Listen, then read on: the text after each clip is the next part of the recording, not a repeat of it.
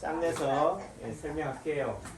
이게 여러분들은 이게 제가 하는 말이 또는 남창기 원장의 의도를 잘 모르죠. 근데 어떻든 말하는 사람은 의도를 갖고 얘기한다. 뭐 횡설수설하네. 횡설수설하는 사람도 어떻게 돼요? 뭔가는 중심, 주관, 잣대를 갖고 얘기한다는 거예요. 그래서 제가 자꾸 모를까봐 또 내지는 인체파동 원리나 치료 원리가 뭔가 특별한 자리에 있는 줄 알아요. 예를 들면 허리의 최고의 지압 자리는 어디예요? 침자리는 어디예요? 거기에만 관심이 가요. 왜 그 자리가 낫는지에 대한 원리, 이유를 알아야 되는데, 그래서 어떤 이슈, 검수완박의 문제에 대해서 여든 야든 그 문제의 해결책은 똑같아 아니다. 다름에 대한 해결책은 해결성이 아닌 거죠. 또 다른 다름으로 비치는 거다. 원장님 왜 자꾸 검수완박을 얘기해요?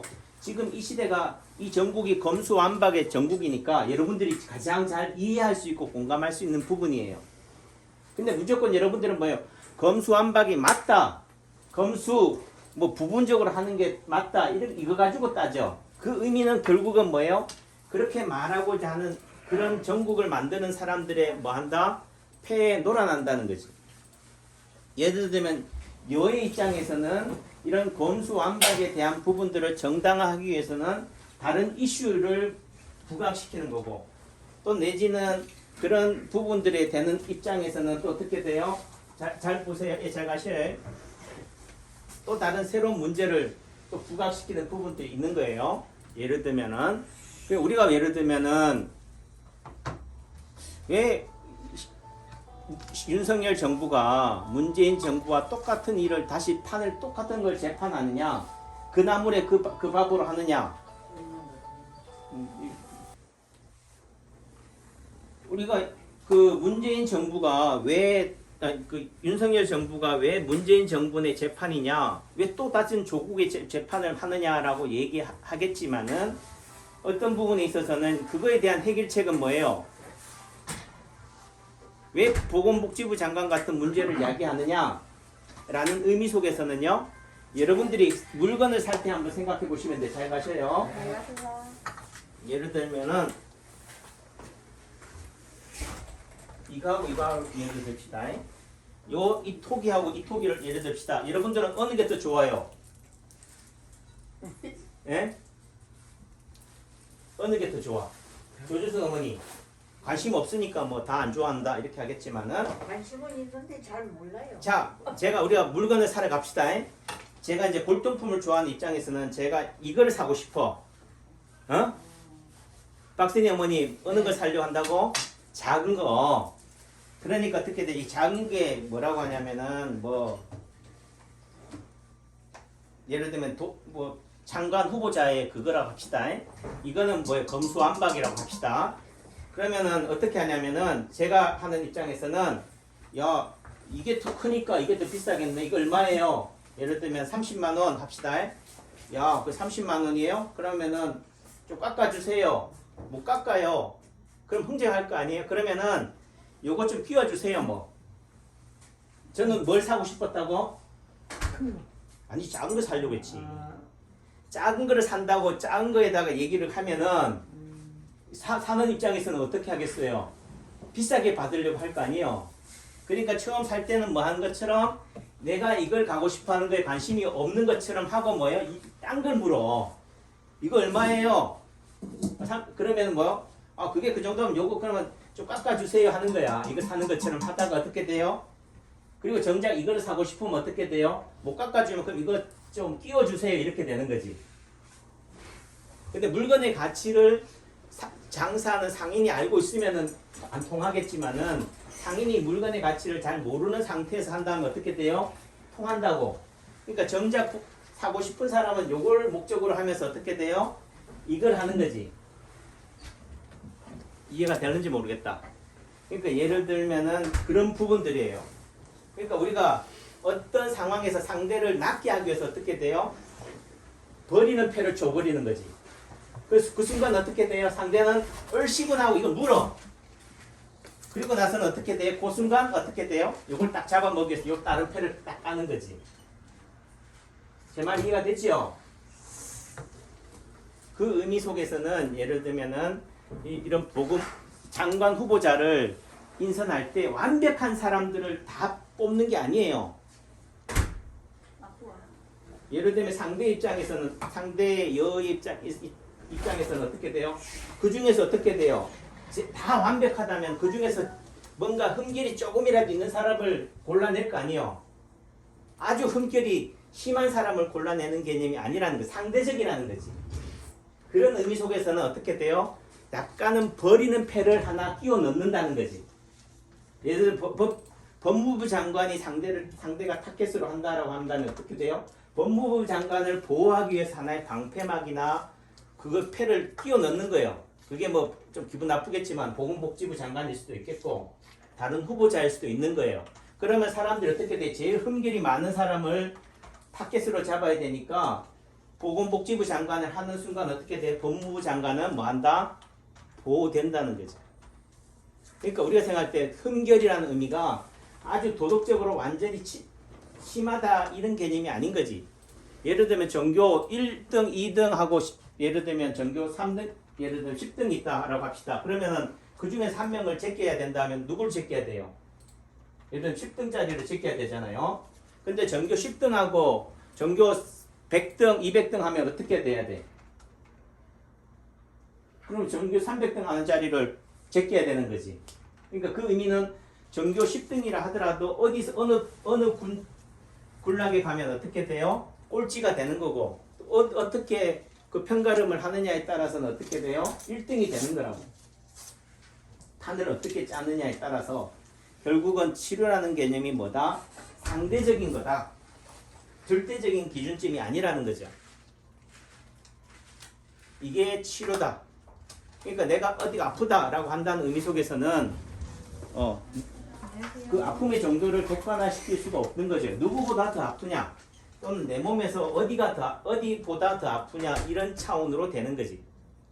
예를 들면 코로나가 무섭다 하는 사람한테는 어떻게 돼요? 코로나 뭐 백신이 더 무섭다 이렇게 얘기하는 거고 또 백신이 무섭다고 하는 사람한테는 코로나는 덜 무섭다 하는 거지. 그런 차원으로 말씀을 드린다라고 해요. 그러니까 지금 좀 전에 딱 보니까 뉴스에 바이러스를 예를 들면 검사를 안 한다고 해서 바이러스가 사라지는 게 아니기 때문에 검사를 해야 된다라고 방역당국의 논리를 펴요. 그럼 또 반문합시다. 그럼 검사를 한다고 뭐 바이러스가 사라져요? 예? 그 논리가 결국은 뭐예요? 자기 주관, 자기 입장으로만 판단하는 거잖아. 그 의미 속에서는 결국은 백신을 맞히겠다고 하는 사람 입장에서는 그런 논리를 가는 거지. 그러니까 예를 들면은 지금 문재인 정부에서는 마스크를 다 해제하겠다고 하고 또 내지는 안철수 인수위원장 같은 경우에 있어서는 조심하게 마스크를 써야 된다라고 얘기해요.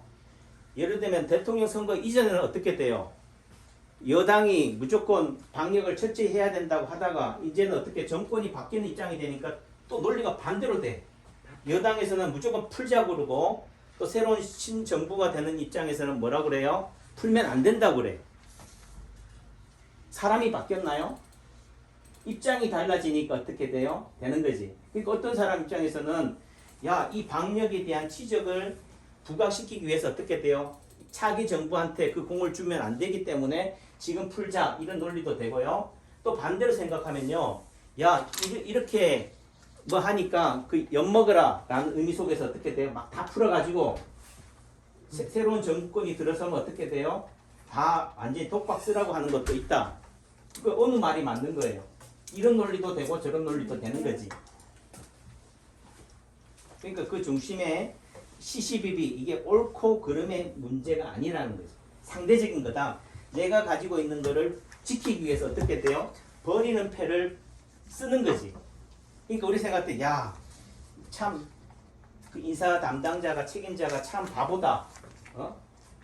뭐한 얘기로 어떻게 그런 거에 저렇게 허술하게 인사 검증을 하냐 하지만 그 의미 속에서는 뭐요? 이 여러 가지 패 중에서 하나는 무슨 패로? 버리는 패로 쓴다는 거죠. 상대적인 거다. 이게 세상이 정치가 또는 어떤 물건을 살 때, 흥정할 때 또는 내지는 우리 몸이 치료하는 원리라는 거예요. 침이 낫는 원리. 예를 들어 허리가 아파서 온 분한테 어떻게 돼요? 그거를 허리에 해당되는 대응자리라고 혈자리라고 표현하지만 예를 들면은 신자리를 더 아프게 해서 침을 더 아프게 놔가지고 뜸을 엄청 쑥뜸을 떠가지고 화상을 입혀서 부항을 해서 피를 빼서 아주 나쁜 피를 많이 만들어서 어떻게 돼요? 관심을 뭘로 돌리는 거예요? 허리 아픈 건 있게 하고 여기에 관심을 돌리게 하는 거죠.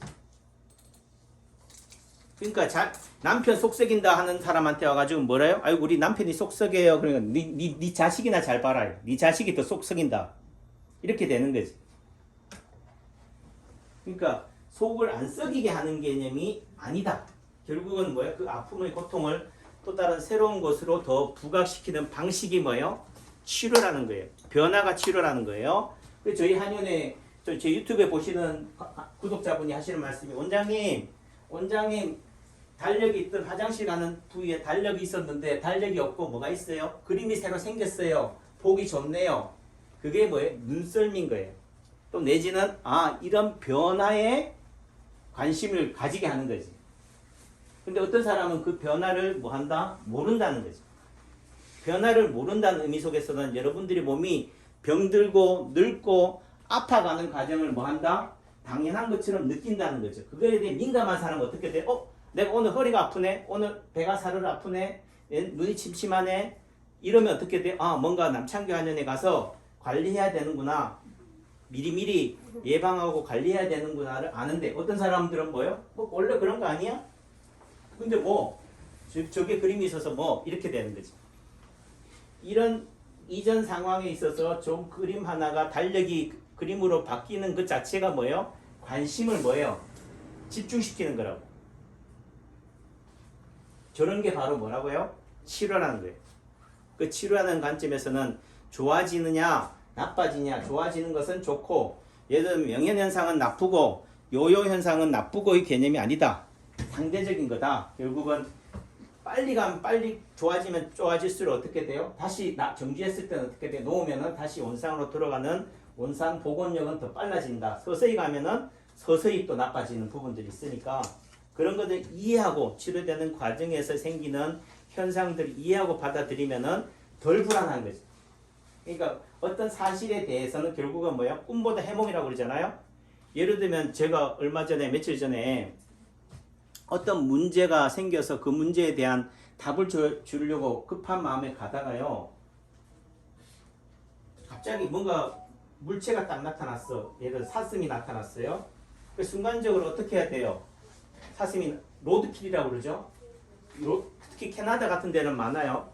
산에 도로를 가다가 100km로 달리다가 사슴이 나타났어. 그럼 여러분들 어떻게 해야 돼요? 어떻게 하면 되는 거예요? 내가 120, 150km로 달리다가 갑자기 뭔가 물체가 나타났어. 그게 사람이라고 짐승이라고 합시다. 사슴이 나타났어. 어떻게 해야 돼요? 내가 살려면 어떻게 해야 돼요? 박아야 돼요. 네? 상대가 살려면 어떻게 해야 된다고? 꺾어야 된다고. 자 봐요. 누가 더 중요하냐? 내가 중요하다. 150km로 달리다가 갑자기 물체가 나타나서 피해. 그럼 그럼 뭐 한다고? 나는 길 밖으로 나가거나 절벽 낭떠러지로 떨어져. 차가 부러지든 파손이 되든 사람이 죽는다고. 대신 상대는 멀쩡할 수 있겠고. 그러니까 그 교민들이 제가 2003년도인가 그 캐나다 엘몬튼에 의료봉사 갔을 때 교민이 하는 얘기가 그런 짐승이 갑자기 나타나면 로드킬이 되면 어떻게 돼요? 그냥 브레이크 밟으면 안 된대. 그냥 차가 파손되는 한이 있더라도 어떻게 돼요? 가야 된다는 거죠. 그런 의미 속에서는 예를 들면 대형 트럭, 덤프 트럭 25톤이라든지 큰 대형 트럭이 있잖아요. 그 추진력 있잖아요. 가는 방향이 있다고. 갑자기 물체가 나타난다 해서 꺾어버리면 어떻게 돼요? 뒤에 짐칸에 화물칸에 철근이 있다고 합시다. 컨테이너가 있다고 합시다. 정지하면 어떻게 돼요? 컨테이너가 철근이 어떻게 돼요? 운전석을 치고 간다고. 반성의 법칙에 의해서.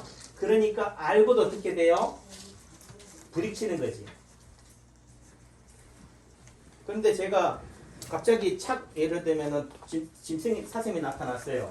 그 순간적으로 밟으려다가 어떻게 돼요?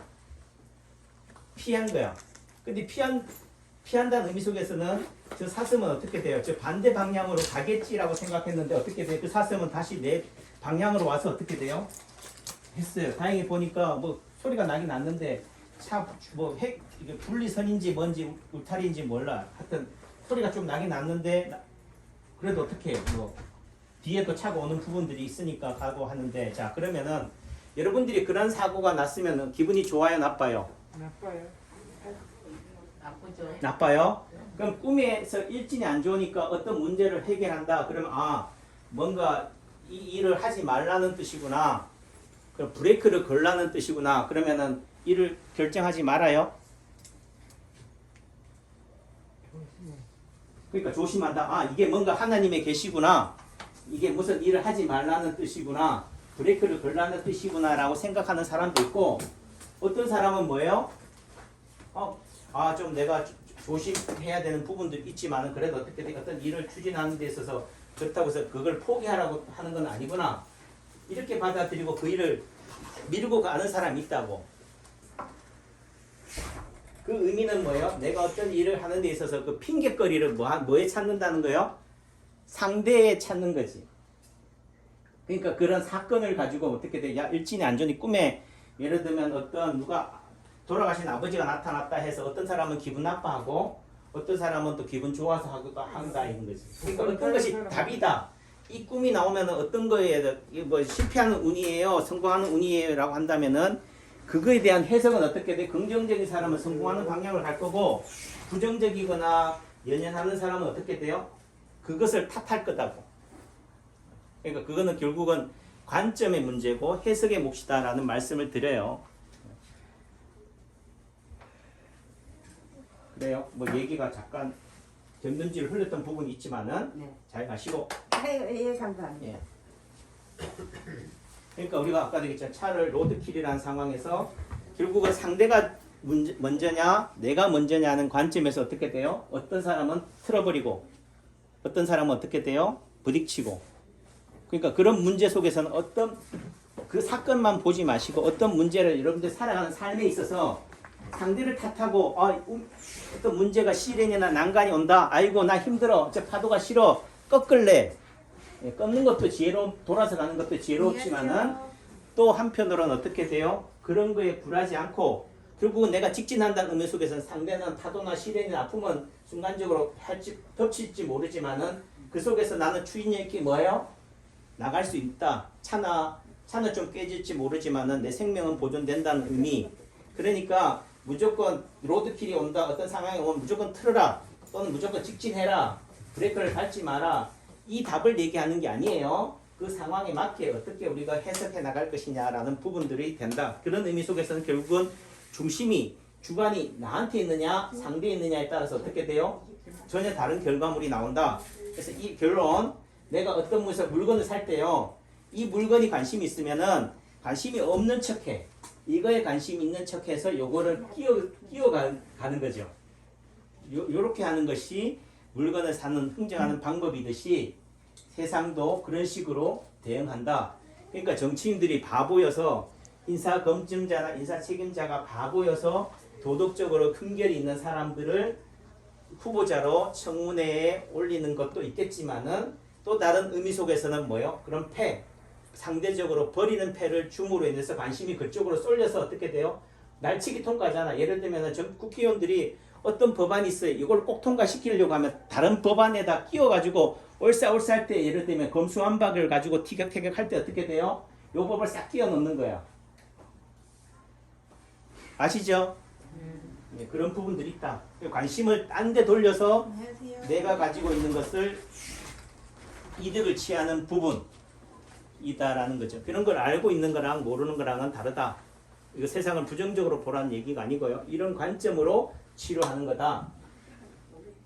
그래서 약이 제가 한의사의 입장에서는 침이나 한약의 부작용이 있어요 없어요? 없긴 하지만은 그 부작용 또한 한약 먹어서 뭐 배탈이 났어요, 설사가 났어요, 우울증이 생겼어요, 잠 못 자요, 소변이 더 자주 마려워요 하지만 그것 또한 뭐예요?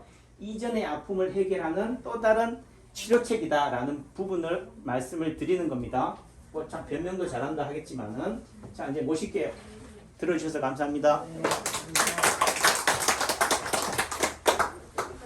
잘 가세요. 네.